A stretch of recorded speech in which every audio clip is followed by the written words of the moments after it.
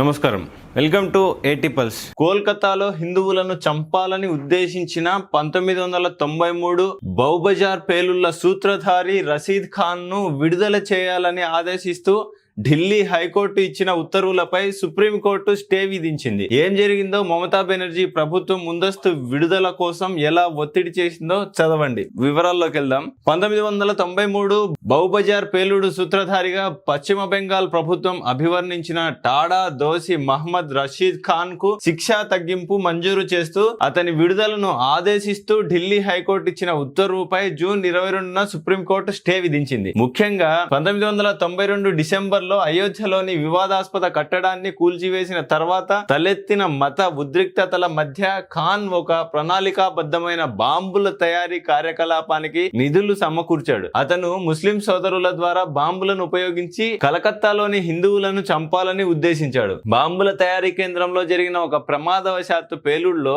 69 మంది మరణించారు. మృతులలో హిందువులు ఎవరూ లేరు. డజన్ల కొద్దీ గాయపడ్డారు మరియు జనసాంద్రత అధికంగా ఉన్న కోల్కతా నగర కేంద్రంలోని భవనాలు కూలిపోయాయి. జూన్ 5వ తేదీన ఢిల్లీ హైకోర్టు ఇచ్చిన తీర్పును పశ్చిమ బెంగాల్ ప్రభుత్వం సవాలు చేయగా justice P K Mishra, justice Sanjeev సచ్దేవాలతో కూడిన ధర్మాసనం ఈ మధ్యంతర ఉత్తర్వును జారీ చేసింది. ప్రస్తుతం సుమారు 77 ఏళ్ల వయసున్న ఖాన్ 33 ఏళ్లకు పైగా జైల్లో గడిపారు. భారీ పేలుడు, విస్తృత ప్రాణ నష్టం జరిగిన కేసులో శిక్షకు సంబంధించిన సంస్కరణ సిద్ధాంతంపై హైకోర్టు ఆధారపడటాన్ని అదనపు సొలిసిటర్ జనరల్ ఎస్వి రాజు ప్రశ్నించారు. ఖాన్ ను ముందస్తుగా విడుదల చేయవద్దని రాష్ట్ర శిక్షా సమీక్ష మండలి చివరికి సలహా ఇచ్చిందని కూడా ఆయన పేర్కొన్నారు. ఇక్కడ నెక్స్ట్ మిగతాది చదివే ముందు మనం ఒక పాయింట్ డిస్కస్ చేసుకుందాం. బాబ్రీ మసీద్ అక్రమంగా కట్టిండ్రు, అది ప్రతి ఒక్కరికి తెలుసు. మన దేశంలో, రాముడు పుట్టిన భారతదేశంలో బాబ్రీ మసీద్ అనేది అక్రమంగా కట్టిండ్రు. అది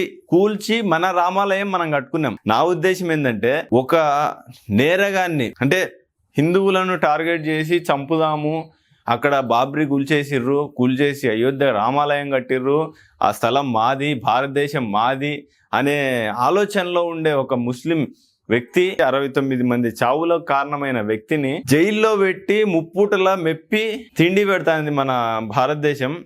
అదైతే నాకు నచ్చడంలే. ఎవడు తప్పు చేస్తే వాడికి అక్కడే రోడ్డు పైన అక్కడికక్కడే శిక్ష పడితే ఇంకొకటి తప్పు చేయడం మానేస్తాడు. తప్పు చేయాలంటే భయపడే విధంగా చేయాలా ఏదైతే గవర్నమెంట్ ఉందో.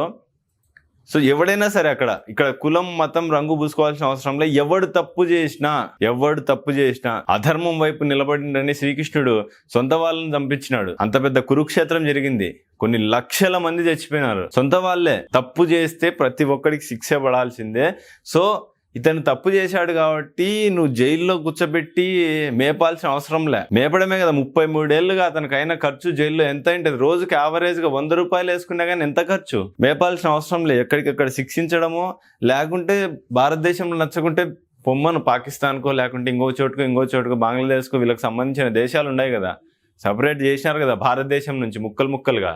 వెళ్ళిపోమ్మను. భారతదేశంలో నచ్చకుంటే ఇక్కడుండి ఇక్కడ తిండి తింటా, ఇక్కడ బతుకుతా, ఇక్కడ గుడ్డ కట్టుకుంటా, ఇక్కడుండే వాళ్ళపైన, స్థానికుల పైన నీ రుబాబు చూపిస్తే, నిన్ను జైల్లో పెడితే ఆ జైల్లో అయినా ఉండనిస్తాను రా అంటే హైకోర్టు, సుప్రీంకోర్టు ఇతను బయటికి తీసుకురావాలని ఒక కోర్టు తాపత్రయపడతా అంటే ఇంకొక కోర్టు ఏమో బయటికి ఎందుకు తీసుకురావడం, నేరస్తున్నాను, ఇంకొక కోర్టు న్యాయబద్ధంగా పోరాడుతా అంటే, ఇది మనం చూస్తున్నాం చూడు. మనకు అంటే వినడానికి కూడా దరిద్రంగా ఉంది. ఇదనే కాదు, చిన్న పిల్లల పైన రేప్ కేసులు, పోక్సో కేసులతో జైల్లోకి పోయినాడు. మహా అంటే 14-20 రోజులు, డబ్బులుంటే 14 రోజులు 20 రోజుల లోపల బయటకు వచ్చి పడేస్తాడు. లేదా డబ్బులు లేని వాళ్ళు ఒక 3 ఏళ్ళు 4 ఏళ్ళు ఉండి బయటకు వచ్చేస్తాడు. ఏముంది, నేను తప్పు చేస్తే నన్ను ఒక 2 ఏళ్ళు జైల్లో పెడతారు. ప్రశాంతంగా ఆడ కూర్చొని పీస్ఫుల్గా తిని నా బతుకు నేను బతికి 2 ఏళ్ళ తర్వాత మళ్ళీ బయటకు వచ్చి మళ్ళీ నేరం చేస్తా. ఈ ఆలోచన ఉన్నంతసేపు నేరాలు ఎక్కడ అవుతాయి? సో ఆలోచన మారాలని నా ఉద్దేశం. మీ ఉద్దేశం ఏందో కామెంట్ రూపంలో తెలియజేయండి. అండ్ ఇక్కడ ఇంకా పూర్తిగా అయితే, ఖాన్ తరపున హాజరైన సీనియర్ న్యాయవాది ఎంఆర్ శంషాద్ అతని సుదీర్ఘ జైలు జీవితం, జైలు ప్రవర్తన, వయస్సు మరియు అనారోగ్యాన్ని ప్రస్తావించారు. ఆయన 2014 మార్చిలో సహదోషి పన్నాలాల్ జైస్వారా విడుదల విషయాన్ని కూడా ప్రస్తావించారు. అయితే ధర్మాసనం ఖాన్ను సూత్రధారి అనే పేర్కొంటూ అతని కేసును వేరుగా పరిగణించింది. ఖాన్ను చాలాసార్లు పెరోల్పై విడుదల చేశారని, అతను ప్రతిసారి తిరిగి వచ్చాడని శంషాద్ వాదించగా, అతను దాదాపు ఒక ఉగ్రవాద చర్య అయిన దానికి శిక్షించబడ్డాడని కోర్టు వ్యాఖ్యానించింది.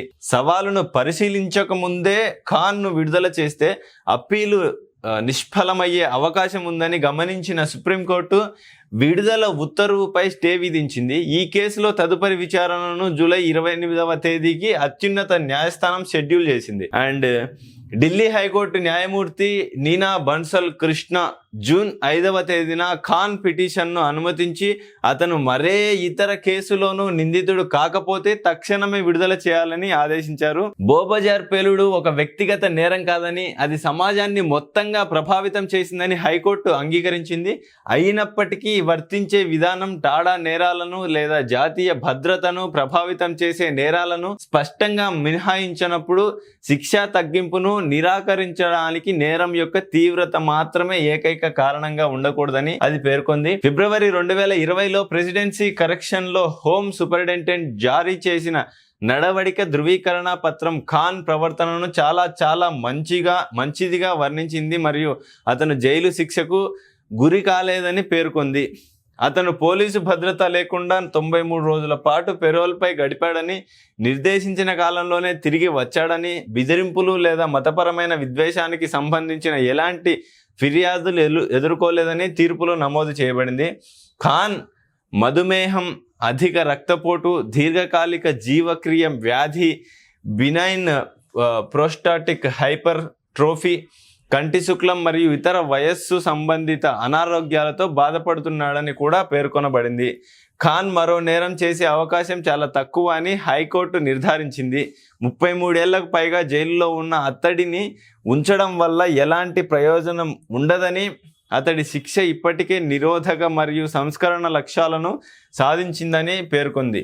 సో అంటే 33 ఏళ్ల తర్వాత అతను జైల్లో ఉండాల్సిన అవసరం లేదు, పంపించేయండి, ఇక్కడ మనం మేపలేమని ఇప్పుడు రియలైజ్ అయినారు.